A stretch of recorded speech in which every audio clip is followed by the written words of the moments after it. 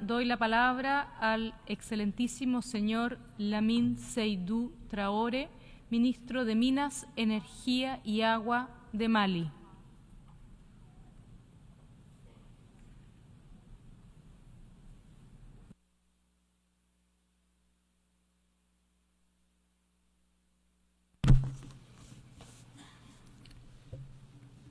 Merci, Madame la Présidente. Mesdames et Messieurs,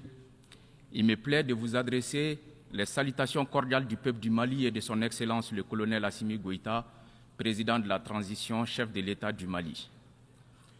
L'eau, c'est la vie. Cet adage très populaire traduit parfaitement l'importance stratégique des ressources en eau pour nos populations et nos pays. Le Mali est un pays dont l'économie est essentiellement basée sur l'agriculture, l'élevage et la pêche, employant plus de 80% de la population du pays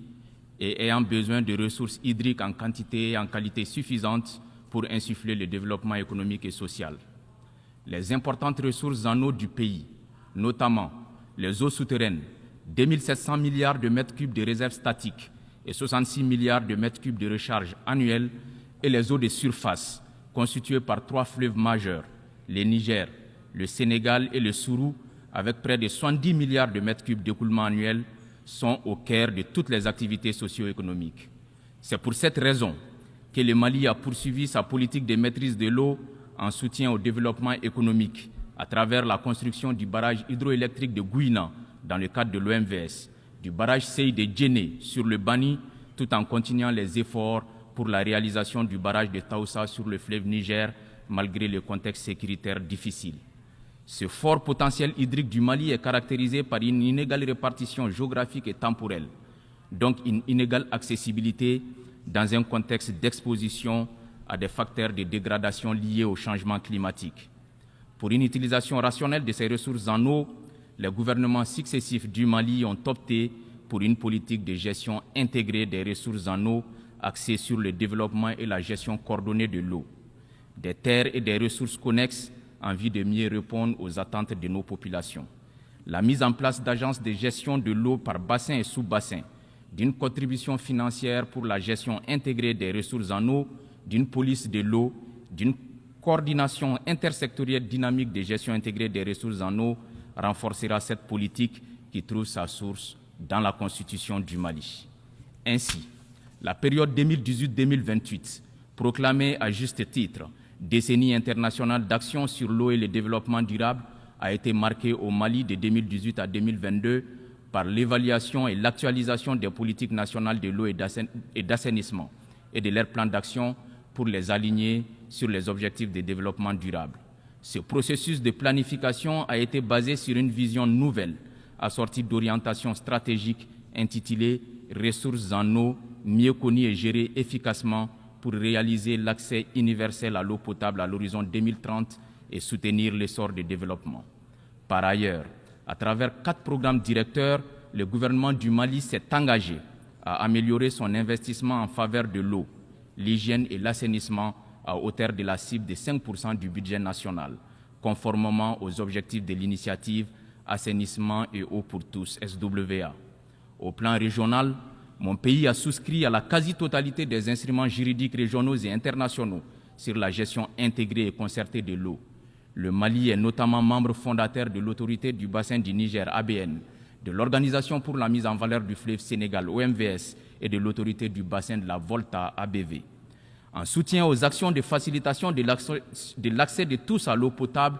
son Excellence le colonel Assimi Goïta, président de la transition du Mali, chef de l'État, a consacré les 2/3 des fonds spéciaux aux œuvres sociales, notamment à la réalisation et la mise à disposition de plus de 200 forages au profit des populations sur tout le territoire national. Cette initiative a été suivie par le Premier ministre, mais l'ensemble de ces actions concourent toutes à l'atteinte des objectifs de développement durable ODD, en particulier l'ODD numéro 6. Je suis heureux d'annoncer que le Mali a réalisé cet ODD 6 à hauteur de 71,5% du taux national en 2022, en donnant accès à l'eau potable à plus de 3,7 millions de personnes et en réalisant plus de 100 000 branchements sociaux d'eau potable de 2018 à 2022. Toutefois, mon pays reste fortement préoccupé par la raréfaction progressive des ressources en eau, d'autant plus qu'au niveau international, les pénuries d'eau, selon les statistiques de notre organisation commune, touchent plus de 40% de la population mondiale et devraient s'aggraver avec la hausse des températures dues au changement climatique. Une autre source de préoccupation est la récurrence de plus en plus rapprochée des phénomènes d'inondation et des cas d'étiage précoce dans les bassins des fleuves. Madame la Présidente, force est de reconnaître que l'État du Mali continue d'investir d'importants efforts dans la gestion équitable des ressources en eau, dans un contexte de crise multidimensionnelle qui traverse le pays depuis 2012. Cette situation sécuritaire difficile, créée par l'intervention militaire occidentale en Libye en 2011, impacte fortement les cadres de vie dans plusieurs régions du Mali et notamment l'accès à l'eau potable. Pour y faire face, le gouvernement du Mali a pris d'importantes mesures pour stabiliser le pays, restaurer la paix et la sécurité et protéger les personnes et leurs biens.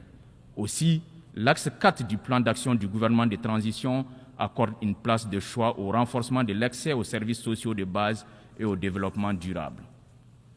D'énormes efforts ont été également consentis pour doter d'installations de production d'eau les régions du nord et du centre du Mali fortement affectées par la crise. Madame la Présidente, nous pouvons enfin conclure que mon pays, le Mali, conscient de la nécessité d'une coopération internationale entre les États et conformément aux engagements pris dans le cadre de la décennie de l'eau, reste résolument engagé dans la mise en œuvre de ces engagements nationaux et internationaux visant à garantir simplement l'accès de tous à des services d'alimentation en eau et d'assainissement. Je voudrais, avant de terminer, réitérer les sincères remerciements du peuple et du gouvernement du Mali aux partenaires bilatéraux et multilatéraux qui nous accompagnent dans la prise en charge de nos défis sécuritaires et de développement socio-économique. Ensemble, faisons de l'accès universel aux services d'eau potable et d'assainissement un outil privilégié de développement socio-économique durable, mais surtout un outil de rapprochement entre tous les peuples du monde au service de l'équité sociale et de la dignité humaine. Je vous remercie de votre très aimable attention. Doy las gracias al ministro de Minas, Energía y Agua de Mali.